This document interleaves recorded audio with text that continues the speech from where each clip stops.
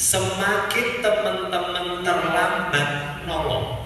Tadi kan kita punya waktu 1 menit sampai 10 menit. 1 menit kita memulai, peluang hidupnya masih 90%. 5 menit kita memulai, peluang hidupnya tinggal 50. 10 menit kita memulai, habis. Oke. Jadi di sini waktu sangat menentukan.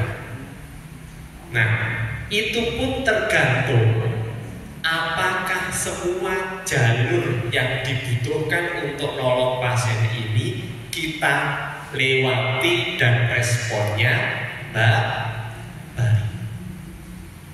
Jadi ditolong saja, di RJP saja, di kompresi dada saja, pasien ini juga tidak bangun. Dia butuh petugas kesehatan, dia butuh alat untuk menghentikan irama jantungnya yang kacau. Jadi irama jantung itu ketika kacau, dia tidak mampu pompa.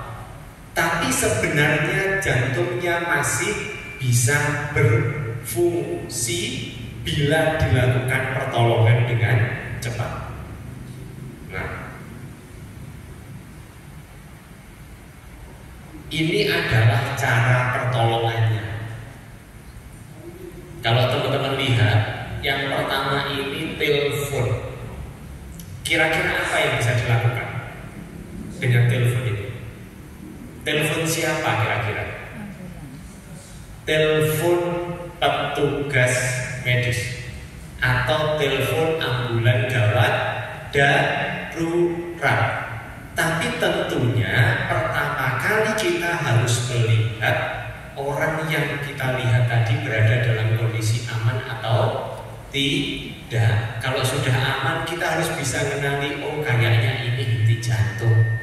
Baru kemudian kita telepon. Apa cirinya?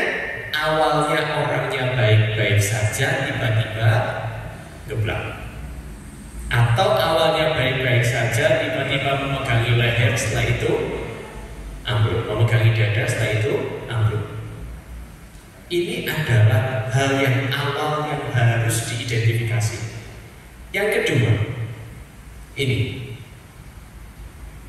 tanda apa ini? Tangan melakukan pijat jantung. Kira-kira orang awam boleh melakukan apa tidak? Boleh. Ada yang sudah bisa melakukannya? Belum. Oke. Kalau begitu, sore hari ini saya yakinkan semuanya pernah melakukan, dan nanti kalau ketemu kejadian tolong dipraktekkan. Tapi kalau nggak ketemu, yang di rumah juga jangan dipaksa dikompresi, karena ini nggak enak rasanya. Yang ketiga, kayak lambangnya PLN. Nah, ini adalah lambangnya alat yang digunakan untuk menghentikan listriknya jantung yang kacau. Namanya AED. AED itu pada beberapa tempat diletakkan di tempat umum, di bandara, di kereta, stasiun-stasiun kereta besar. Itu dia diletakkan di tempat umum, bisa digunakan kalau ada kejadian. Alhamdulillah sampai saat ini yang ditempatkan di tempat umum di Malang belum ada. Kayaknya takut dirobekkan. Ya, ini kalau di teman-teman lihat di sinetron itu bentuknya kayak setrikaan 2 ya.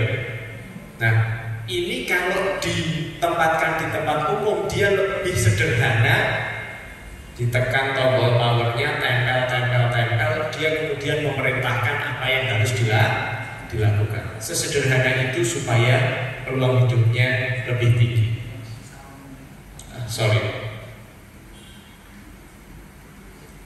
Selanjutnya adalah ambulan.